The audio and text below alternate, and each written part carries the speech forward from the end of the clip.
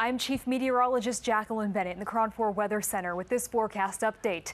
Another warm day around the Bay Area, at least for our inland valleys where we were in the upper 80s and low 90s this afternoon. We hit 89 out in Livermore, 91 in Antioch.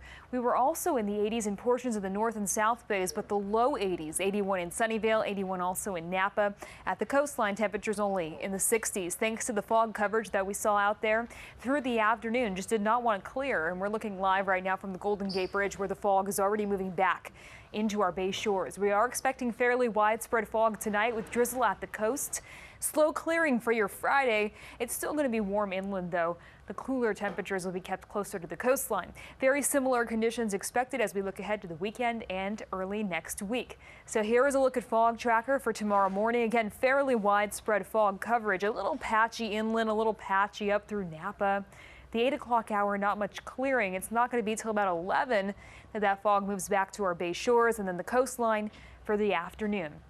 Temperatures tomorrow in the South Bay running largely in the 80s, 81 in San Jose, 82 in Cupertino, 85 in Los Gatos, but 79 in Palo Alto and Mountain View.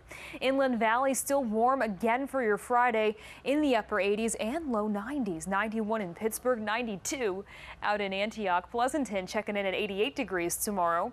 Will mainly be in the 60s and 70s inside the bay, but you'll see down in Hayward 80 degrees for your Friday afternoon. Down the peninsula, 77 in San Mateo, 75 out in Oakland, and temperatures largely in the low 80s for the North Bay. So our extended forecast, very similar weather going for the next few days.